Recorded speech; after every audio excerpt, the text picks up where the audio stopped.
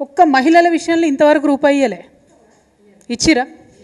అదే అక్కడ పెద్ద పెద్ద వ్యాపారవేత్తలు బ్యాంకులను మొత్తం లూటీ చేసి లోన్లు ఎగబెడితే 16.5 లక్షల కోట్ల రుణము మాఫీ చేసి, వాళ్ళు ఎక్కువ మంది కూడా లేరు, 20 మంది ఉన్నారు అంతే. అదానీలు అంబానీలు ఆ స్థాయిలో ఉన్నోళ్ళు ఒక 15 నుంచి 150 మంది వరకు ఉన్నారు. వాళ్లకు మాఫీ చేసిన రుణము 16.5 లక్షల కోట్లు. మనం ఇవాళ నేను మీ అందరి సమ్మతితోని నేనేం అడుగుదాం అనుకుంటున్నా అంటే, కేంద్ర ప్రభుత్వాన్ని 5 లక్షల రూపాయలు రాష్ట్ర ప్రభుత్వం వడ్డీ లేని రుణం ఇస్తుంది కదా, మిగతా 15 లక్షలకు కేంద్ర ప్రభుత్వాన్ని ఇవ్వమందాం. వాజిబే కదా నేను అడిగేది, వాజిబే. ఇప్పుడు ఎక్కువ కూడా కాదు, అది 1500 కోట్లేమో అవుతుంది మొత్తం సంవత్సరానికి. అది కేంద్ర ప్రభుత్వం ఇవ్వచ్చు కదా.